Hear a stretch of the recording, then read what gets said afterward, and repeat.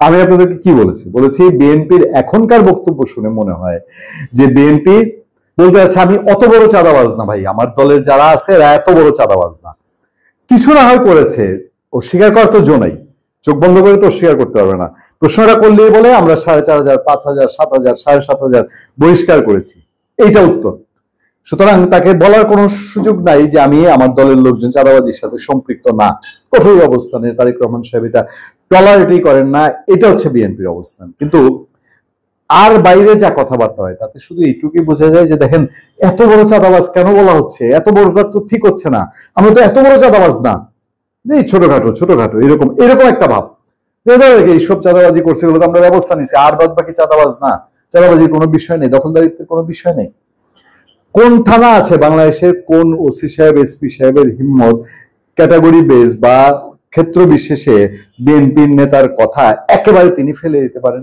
আমি প্রশ্ন করেছি বিএনপির একজন বড় নেতাকে, সেন্ট্রাল নেতাকে, যে দেখেন আপনারা এই যে কথাগুলো বলছেন প্রশাসন ব্যবস্থা নিচ্ছেন, এটা তো নিঃসন্দেহে বাংলাদেশের আইন শৃঙ্খলা পরিস্থিতি নিয়ে এই প্রশাসন ব্যর্থ, এটা নিয়ে কোনো আর মানে তর্কের কোনো সুযোগ নেই। কিন্তু আপনারা যে এতবার ডক্টর ইউনূস সাহেবের কাছে যাচ্ছেন, দেন নির্বাচন দেন নির্বাচন দেন, তারেক রহমান সাহেব বৈঠক করেছেন লন্ডনে, এখানে ঐক্যমত্য কমিশনে যাচ্ছেন, যেই প্রেশারটা তৈরি করেছেন এর কাছাকাছি প্রেশার সরকারকে, ডক্টর ইউনূসকে, হোম মিনিস্টারকে, এসপি সাহেব ডিসি সাহেবদেরকে যে এদের ধরেন আপনি বহিষ্কার করছেন আপনার দল থেকে, এটা তো একটা কাগজের সিদ্ধান্ত।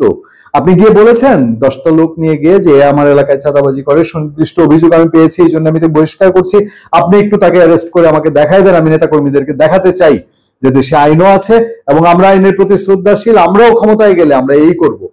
মানুষ তো ভয় পায় যে আপনার সেই স্কোপটা আছে, আপনি কিন্তু সেই লাইনে আছেন না, আপনি খালি বলেন আমি তো বহিষ্কার করছি, তারপরে আমার কেন বলে যে এটা চাঁদাবাজির দল। আর ভবিষ্যতে কি হবে? জামাত এনসিপি তো পেয়ে বসছে, আমাদেরকে খালি চাঁদাবাজ চাঁদাবাজ বলে আর কত নোংরা স্লোগান দেয়। সেই সময়ে সে পত্রপত্রিকা তো এরকম রিপোর্ট করবেই। পত্রপত্রিকা রিপোর্টের আমি বলেছি বিএনপির নেতাকে যে দেখেন আপনারা তো, মানুষ কি বলে, মানুষ বলে যে বিএনপির বিরুদ্ধে একটা ষড়যন্ত্র চলছে, এটা ঠিক, কিন্তু বিএনপিও করতে কম করে নাই, অনেক বেশি করে ফেলেছে, তাই না? পত্রপত্রিকা যখন এগুলো লেখে তখন পত্রপত্রিকার দোষ। দেখেন ঠেকার একটা দরকার ছিল, বিএনপির একটা ধাক্কা খাওয়া দরকার ছিল, ধাক্কাটা খেয়েছে, একটু বেশি ভাবেই খেয়েছে। কারণ জিয়াউর রহমানের ছবি নিয়ে যে কাণ্ড হয়েছে এটা কারোরই ভালো লাগবে না। সুস্থ মাথার মানুষ আমরা বঙ্গবন্ধুর ছবি নিয়ে, ভাস্কর্য নিয়ে যা হয়েছে এগুলো বুকের ভেতরে লাগে, ধাক্কা লাগে। তো জিয়াউর রহমান তো বাংলাদেশের স্বাধীনতার একজন ছিলেন, খুব উপরের সারির একজন মানুষ ছিলেন, তাকে নিয়ে আজকে তার দলের কারণে এই পরিণতি। তার নিজের সৃষ্ট দলের একটা, যেই দলকে তিনি এমনভাবে সৃষ্টি করেছেন 50 বছর পরে সেই দল থাকবে, সেই দলের কিছু লোকের কুকীর্তির কারণে আজকে তার এই পরিণতি দেখেন। তো সেখানে পত্রপত্রিকা লিখে, পত্রপত্রিকা লিখার দোষ, দখল, চাঁদাবাজি, সন্ত্রাসী কর্মকাণ্ড সহ সব ধরনের অপকর্মের বিরুদ্ধে জিরো টলারেন্স ঘোষণা, দ্রুত সাংগঠনিক ব্যবস্থা, কোনো কিছুতেই বিএনপি নেতা কর্মীদের যেন কিচ্ছু হচ্ছে না, বিএনপি শীর্ষ নেতৃত্বের হুঁশিয়ারি, সাংগঠনিক বিধিনিষেধ উপেক্ষা করে দল অঙ্গ সংগঠনের নেতা কর্মীদের অপকর্ম অব্যাহত রয়েছে, এ নিয়ে দেশ জুড়ে ক্ষোভ ও হতাশা। সবশেষ মিটফোর্ডের ঘটনা, এটা আরো বেড়েছে। বিএনপি নীতি নির্ধারকরা এসব ঘটনার মধ্যে পরিকল্পিত ষড়যন্ত্রের গন্ধ পাচ্ছেন।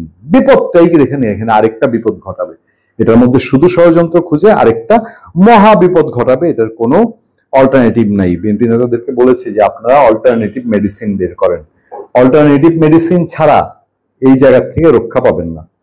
ভালো থাকবেন, সুস্থ থাকবেন। আপনাদের সাথে আমি আতিক রহমান পূর্ণিয়া।